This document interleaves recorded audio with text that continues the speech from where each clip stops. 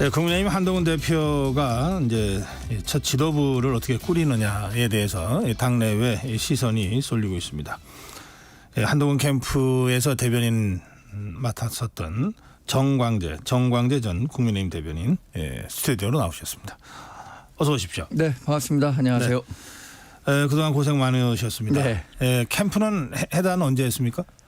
23일에 그 전당대회가 성공적으로 마무리되고 네. 그날 저녁 자리를 겸해서 해단식을 같이 했으니까 전당대회 그래요. 끝나는 시점에 해단식이 다 됐다고 보면 될 것 같고요. 실무적으로 네. 뭐 노트북 이런 거 사무실 정리는 그 다음 날 했습니다. 그래요? 예. 그 선거 다 끝난 다음에 뭐 한동훈 대표가 뭐라 그러던가요? 일단 뭐 이번 전당대회 기간 동안에 한 40명 정도 됐었거든요. 여러 그 도움을 주신 데 대해서 굉장히 감사하다. 그리고 이렇게 성공적으로 전당대회를 치르고 당대표가 될 수 있었던 데는 여러분 공이 컸다. 이런 시야의 말씀을 하셨고 네. 또 여러 언론 보도에도 있었기 때문에 조금 더 말씀드리자면 정치를 시작한 다음에 이렇게 될지 몰랐는데 이왕 시작한 정치 그 끝이 어딘지 한번 같이 가보자. 좋은 정치와 국민께 당당한 이야기 전달할 수 있는 그런 정당 될 수 있도록 노력하겠다. 힘 실어달라. 이런 말씀을 하셨습니다. 네, 그럼 우리 정광재 전 대변인은 앞으로는 어떤 일 하시게 됩니까? 뭐 인선과 관련해서는 아직 제가 구체적으로 얘기가 된 게 없기 때문에 말씀드리기 어렵지만 하여튼 저는 제 기자 생활하다가 국민의힘에 오고 총선 출마를 생각한 것도 보수 정권의 재창출이 굉장히 필요하다. 또 네. 윤석열 정부가 성공하려면 국회의 역할이 중요한데 거기에 내가 좀 힘을 싣겠다라는 생각을 갖고 있었기 때문에 저는 이 대한민국의 어떤 그 지속 가능한 발전을 위해선 보수 정권의 정권 재창출 이런 것들이 필요하다고 보고 그 역할을 하는데 네. 충실하려고 합니다. 네. 뭐 어떤 형태로든 좀 역할이 있으실 거라고 제가 네. 느껴집니다. 자, 그럼 그렇고 전대 후에 대통령과의 만찬도 있었고요. 네. 그리고 일련의 그 전대 후 행보라는 게 있었지 않습니까? 괜찮습니까? 분위기가? 일단 63%라는 득표율에 굉장히 큰 의미를 두고 싶습니다. 저희가 과반을 한다는 것은 뭐 의심의 여지가 없었는데 그 숫자가 6자가 앞자리가 6자가 될 거냐 5자가 될 거냐에 따라서도 또 이후 당내 리더십을 확보하는 과정에도 중요한 간문제가 될 거라고 생각했는데 63% 득표율을 한 것 자체가 아주 순조로운 출발이었다라고 보고요. 네. 다음에 윤석열 대통령과 바로 통화도 하고 이후 낙선자들과 만찬도 같이 했죠. 만찬도 하는데 그때 분위기가 아주 좋았다고 하잖아요. 그런 그 일련의 행동들을 바탕으로 해서 우리 정당 지지율이 올라가고 네. 우리 정당 지지율이 대통령 국정 지지율까지 함께 견인하면서 국정 동력도 회복하고 그런 측면에서 상당히 출발이 좋은 거 아닌가. 지금 작동하고 당과 있습니다. 대통령 지지율 동반 상승하고 있다고 네. 파악하십니까? 여론조사에서 많이 나오고 있는 거 아닌가요? 제가 구체적인 수치를 말씀드리면은 예. 또 뭐 찾아보셔야 하니까. 그래요. 예. 전체적으로 전반적으로 흐름이. 여론의 흐름은 우리 당에 대한 기대감이 좀 커진 것 같다라고 생각합니다. 예. 그런데 어제 예정됐던 고위 당정 협의회가 불발됐습니다. 뭐 특별한 이유가 있었습니까? 어제 그 원내에서 필리버스터가 진행됐잖아요. 네. 그런 그 종합적인 상황들 사실 지금 원내가 민주당과 대치가 굉장히 오래되면서 원내에 계신 의원분들이나 그 원내 지도부가 이 필리버스터 전국에 이 고위 당정 회의회까지 할 정도로 그 여유 있는 시간을 갖지 못하기 때문에 그런 부분들을 고려한 것으로 알고 있습니다. 그냥 기술적으로 좀 네. 며칠 연기한 거다. 네. 그런데 지금 말씀 잠깐 있었습니다만 역시 한동훈 대표가 원외니까 네. 이 소속당 의원들은 전부 필리버스터로 국회 투쟁을 하고 있는데 바깥에서 구경을 해야 되는 상황이라 원내대표로서의 한계 같은 걸 혹시 좀 일찍 느끼시는 건 아닌가 싶기도 하고. 그건 아니고요. 제가 예. 생각하기엔 지금 필리버스터라는 전국의 특수성도 있고 네. 그리고 과거에도 원외 당대표가 많이 당을 지휘한 적도 있고요.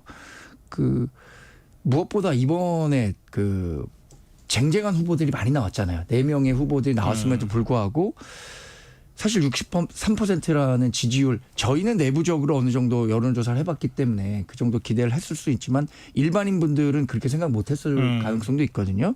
그러나 그만큼 우리 당의 변화에 대한 열망이 높았다. 이런 것들도 원내에 계신 의원분들도 많이 공감하고 있을 거라고 생각이 들고요. 네.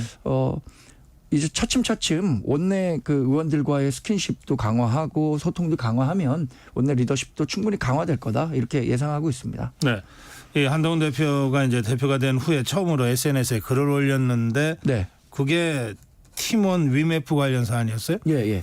이게 혹시 기억하실지 모르겠지만 비대위원장 사퇴한 후에 가장 그 최근에 메시지를 냈었던 것도 해외 직구에 대한 그래요. 해외 규제를 직구였어요. 강화하는 네. 게 소비자 이익을 침해하는 여지가 있기 때문에 이거 좀 심사숙고해야 된다라는 이미지를 메시지를 주었잖아요. 그런 거에서 볼 수 있는 것처럼 이 대표 자신께서 이런 온라인 그 플랫폼 시장과 관련한 관심이 많은 것 같아요. 근데 지금 팀원이나 위메프 관련한 사안이 사실 피해를 보는 사람들이 대부분 서민이에요. 이런 분들의 권리가 그 침해되는 일이 없어야 된다라는 메시지를 준 것 같고요.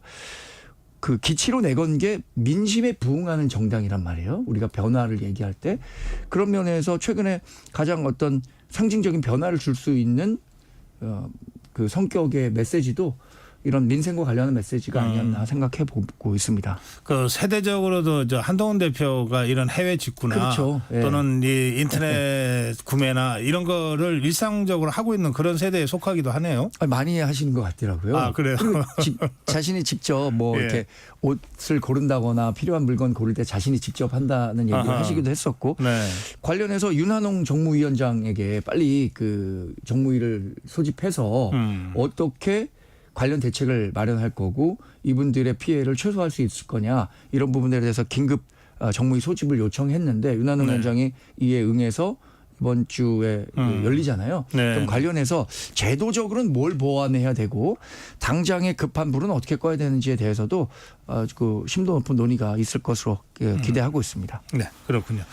자, 그런데 역시 그래도 이 한동훈 대표가 가장 먼저 풀어야 될 고리라 네. 그럴까요? 이게 해병대원 특검법 같거든요. 이 제3자 특검법에 대한 소신은 이 변한 것이 없다. 이렇게 지금 메시지가 계속 나오고 네. 있지만 또 한편으로는 좀 다른 이야기도 다른 느낌의 이야기도 좀 나오는 것 같아서요. 제3자 특검을 추진하겠다고 출마 선언에 얘기를 했었고 이 이슈가 국민적 의구심이 일정 부분 뭐 해소되지 않는다라고 한다면 네. 불가피한 측면이 있겠지만 지금은 우리 당이 적극적으로 나서서 할 필요가 있겠느냐라는 목소리도 있기 때문에 네. 또 하나 중요한 것은 이런 것 같아요. 본인이 당 대표가 되긴 했지만 뭐 우리가 1인 정당은 아니잖아요. 이재명식 1인 정당은 아니기 때문에 당 네네. 대표가 갖고 있는 생각과 원내에서 갖고 있는 아니면 다른 분들이 갖고 있는 생각도 다를 수 있기 때문에 이것을 어떻게 민주적 절차에 의해서 이견이 있다면 좁히고 그래서 하나의 안을 만들어내야 될 거잖아요. 그런 과정이 우선이라고 생각하시는 것 같아요. 그래서 네. 당장 뭐 제3자 특검 법안을 뭐 우리 국회의원 예를 들어서 뭐 친한계 의원 이름으로 발의를 한다거나 이런 거는 뭐 좀 생각하고 계신 것 같지는 않고요. 원내의 민주적 절차를 통해서 어떤 의견을 전달해야 되는지에 대한 의견 수렴. 그리고 또 하나는 이번에 그 부결이 됐잖아요. 네. 결국은 그래서 민주당이 새로운 특검 법안을 만들어 오겠다는 거 아닙니까? 그러니까 공이 일단 우리에게 있다고 보기는 어려울 것 같아요. 민주당이 그러면 이번에 부결됐으니 너희들이 통과 가능한 수준의 절충안을 좀 가져와야 된다. 이렇게 봐야 되지 않을까 싶습니다. 그러면 더불어민주당 쪽에서 그 한동훈 대표한테 네. 제3자 특검법을 주장하지 않았냐, 먼저 발의해 봐라. 네. 이렇게 이제 사실은 압박을 가할 수 있거든요. 사실 그 우리 당은 기본적으로는 이게 특검이 필요한 사안인가에 대한 의문을 갖고 있잖아요. 네. 그러니까 특검이 반드시 필요하다고 하는 쪽에서 특검법을 갖고 와야죠. 관련해서 그러면 민주당이 제3자 특검법안에 대해서 전향적으로 우리에게 역제안을 할 가능성도 있지 않겠느냐라고 예. 한다면 저는 그 가능성은 크게 높을 것 같지는 않습니다. 왜냐하면 이미 지난 19일인가요? 이재명 당대표 후보가 네. 첫 번째 당대표 후보 토론회에서 네. 민주당이 추진하는 특검법만이 정의롭다 이렇게 얘기를 했어요. 저는 그 얘기 듣고 굉장히 깜짝 놀랐습니다. 자신들만 옳고 정의를 독점하겠다라는 건 굉장히 그 네. 오만한 태도 아닌가요? 그래서 그 민주당이 사실 또 지금의 경선 과정을 보면은 이재명 대표의 1인 정당화될 가능성이 큰데 이재명 대표가 반대하는 제3자 특검법안 민주당이 낼 수 있을까요? 부정적으로 봅니다. 이 문제 관련해서 이제 당내 민주적 절차를 이제 한동훈 대표도 지금 얘기하고 있는데 네. 그 구체적으로 어떤 절차죠? 일단 그 지금의 상황 그러니까 여론조사를 해보면 특검법안이 필요하다라고 인식하는 분들이 굉장히 많잖아요. 그런 상황에서 언제까지 우리 당이 이 문제에 대해서 수세적으로 끌려다닐 거냐 이 부분에 대한 문제 제기를 한 후에 그러면 이것을 전향적으로 판을 바꿔서 우리가 좀 국민께 소상히 더 설명할 수 있는 기회를 갖는 것도 좋지 않겠느냐라는 설득 작업이 필요하겠죠. 네. 저는 그 과정에서 대통령실과도 충분히 논의가 필요하다고 생각하고요. 분명 대통령실은 이 특검법안을 통과돼서 특검이 된다고 하더라도 이게 뭐 민주당에서 얘기하는 탄핵으로 가는 징검다리가 될 것이다라고 생각하지 않을 겁니다. 저도 그런 확신을 갖고 있기 때문에 우리가 이걸 지나치게 수세적으로 갖고 갈 만한 사안은 아니라고 봅니다. 근데 이제 뭐 그런 설득 노력이 필요할 수도 있겠는데 네. 어쨌든 당내의 민주적 절차라고 하는 거는 이를테면은 의총을 통한 토론이라든지 또는 의총에서 필요하면은 표결도 하잖아요. 네네. 또 원내대표와의 협의 이런 것 아니겠습니까? 네, 그런 과정도 충분히 그 당 대표로서 근데, 예. 고려할 수 있는. 근데 그 문제 관련해서 김재원 최고위원, 김민전 최고위원은 이미 만약에 이제 당대표와 원내대표가 이 어떤 사안과 관련해서 입장이 다를 때는 당헌 당규상 네. 이 원내 입법 사안과 관련해서는 원내대표가 주도하도록 돼 있다 이런 네. 주장을 한 바가 있는데 그 점은 어떻게 보십니까? 저는 당헌 당규에 명확하게 그것이 원내대표의 규정이라고 있는지는 한번 확인해 볼 필요가 있다고 생각하고요. 사실 그렇다면 이번에 전당대회 84만 명 책임당원 대상으로 했고요. 국민 여론조사 이틀간 진행했습니다. 네. 그럼 전당대회를 해서 당대표 왜 뽑죠? 저는 대표와 원내대표 간의 역할 분담은 필요하지만 그것이 칼로 무자르듯 이것은 원내대표의 권한이고 이것은 당대표의 권한이다라고 얘기하기가 어렵고 네. 어떤 뭐 기업의 지배 구조나 아니면 정당의 그 의사결정 구조에서도 당대표가 원내대표에 앞선다는 것은 정치적 상식 아닌가요? 저는 그래서 김민전 의원이 이번에 그런 말씀을 하셨을 때 정치학자이기도 하셨는데 그런 말들은 지나치게 좀 자기에게 자기가 원하는 메시지를 주기 위해서 좀 무리를 하신 게 아닌가라고 생각합니다. 혹시 그 문제 관련해서 한동훈 대표가 뭐 이 캠프 차원에서도 또는 가까운 의원들하고도 뭐 입장 표명한 적이 있습니까? 그 부분과 관련해서는 크게 아주 우리가 이게 심대한 문제라고 생각했을 경우에는 여전히 좀 소통 창구가 있기 때문에 이야기를 한번 나누기도 하지만 네. 그 문제와 관련해서 특별한 언급은 안 하셨습니다. 그렇군요. 알겠습니다. 그 지난주에 그 더불어민주당이 추진 강행해 온 네. 해병대원 특검법을 대통령이 제의 요구했고 네. 국회 표결에서 부결이 됐습니다. 네. 그런데 이제 그 과정에서 그냥 산술적으로 4명의 이탈표가 네네. 있었다. 그런데 그중에 한 명은 뭐 부자를 잘못 써서 기권이 됐다. 네. 무효가 됐다. 뭐 예, 그렇게 예. 확인이 된 것 같아요. 네. 또 한편은 안철수 의원이 저희 전격 시사에 나와서도 소신껏 하겠다고 했으니까 아마 안철수 의원은 찬성표를 던졌을 것이다. 다들 이렇게 짐작하는 데는 예. 이견이 없는 거 같고요. 네네. 그럼 나머지 2표가 누구냐? 네. 이 이탈표냐? 이것에 대해서 한동훈 대표가 뭐 좀 그 실수 또는 착오가 있었던 것 같다 이렇게 설명했는데 실제로 원내대표께서도 그런 말씀을 하셨고 네. 이게 초선 의원 두 분이 관련해서 이해를 좀 잘못 착각한 측면이 있어갖고 했다는 것 같고요. 그럼 초선 의원 둘이라고 말씀하시면 이제 그 확인이 된 겁니까? 그건 뭐 와서 얘기를 하지 않았겠습니까? 이거 제가 아마 이런 실수를 한 것 같습니다. 그래요? 라고 네. 했기 때문에 그런 얘기까지 나온 것 같고요. 저 이 과정에서 뭐 제가 한동훈 대표께 직접 확인한 것은 아니고 다른 경로를 통해서 들었는데 안철수 의원한테 한동훈 대표가 두 번이나 전화해서 당론이 부결이니 네. 부결에 좀 표를 힘을 실어달라 이런 네. 메시지를 전달했다는 거예요. 그럼에도 불구하고 안철수 대표가 어떤 투표를 했는지는 뭐 그건 제가 아무도 알 수 모르죠. 없겠습니다만 그럴 정도로 지금 그 한동훈 대표는 민주당이 주장하는 특검과 관련해서는 네. 분명한 반대 의사를 밝히고 있는 거예요. 그러니까 뭐 이 최상병 특검과 관련해 갖고 지난 그 선거 과정에서도 지나치게 우리 한동훈 후보를 공격하는 뭐 부분도 있었지만 민주당이 이렇게 반헌법적으로 추진하는 특검에 대해서는 반대한다라는 네. 메시지를 다시 한번 강조해서 말씀드리고 싶습니다. 네, 그런데 뭐 말씀하시니까 뭐 초선 의원 2명인가 보다 짐작은 되는데 네. 아무리 초선이라도 뭘 착각했다는 거죠? 이게 제휴 요구권에 대한 반대인지 아니면 다시 이제 법안을 올린 것에 대한 반대인지 이런 부분들에 대한 착각을 하신 것 같아요.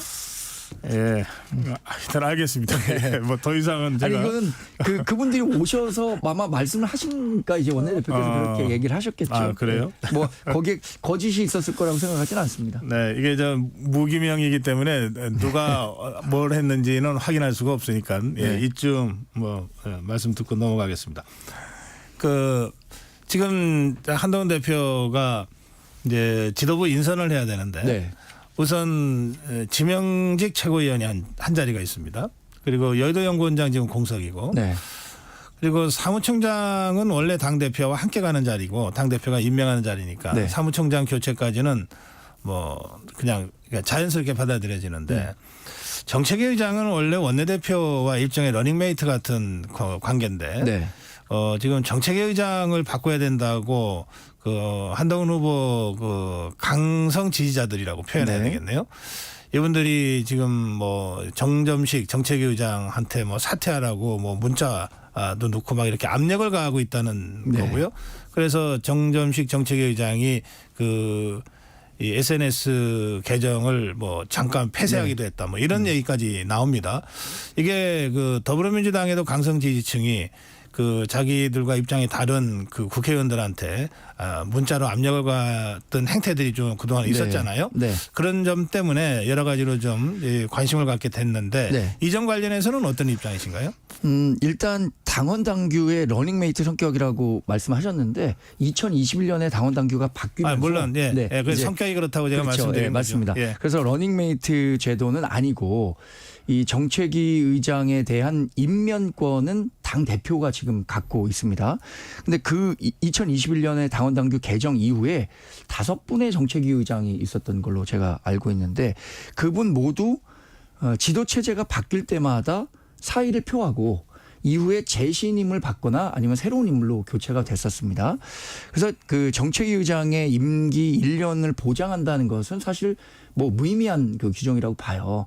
그런데 이번 과정에서는 정책위장에 대한 관심이 커진 것은 지금 얘기하신 것처럼 그 지도부가 9명인데 정책위장이 이른바 친한계 인사가 되면 친한계가 5명을 차지하게 되고 비한계 인사가 차지하게 되면 비한계 인사가 5명이 되기 때문에 더 많은 관심이 쏠리는 건데 저는 그 정당의 이제 새로운 지도부가 들어서면 임명직 그 당직자들은 그동안 다 사의를 표해왔던 게 관행입니다. 우리 보수 정당이 사실 뭐 지난 그 민주당과의 갈등 과정에서도 법 조항보다 더 중요한 게 어쩌면 관행이다라고 얘기를 했는데 이런 그 관행을 벗어나면서까지 무리하게 자리를 지키고 계신 것이 옳은가라는 생각을 갖고 있는데 네.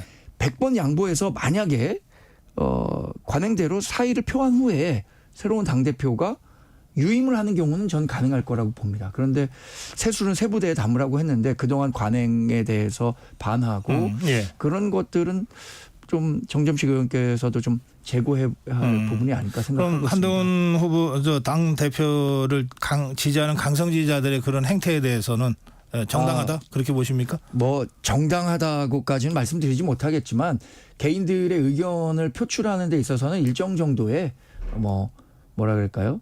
금도를 지키는 노력은 해야겠죠. 그게 말씀하신 것처럼 뭐 민주당 같은 개딸들에 의해서 정말 강경 지지자들에서 당 전체가 좌우되는 네. 그런 상황으로 가는 일은 없어야 될 거라고 알겠습니다. 생각합니다. 지금 표현하신 것은 이재명 대표 강성 지지층으로 예, 예, 제가 예. 이렇게 수정하겠습니다. 오늘 말씀 여기까지 듣겠습니다. 네, 고맙습니다. 예, 정광재 전 국민의힘 대변인과 말씀 나눴습니다.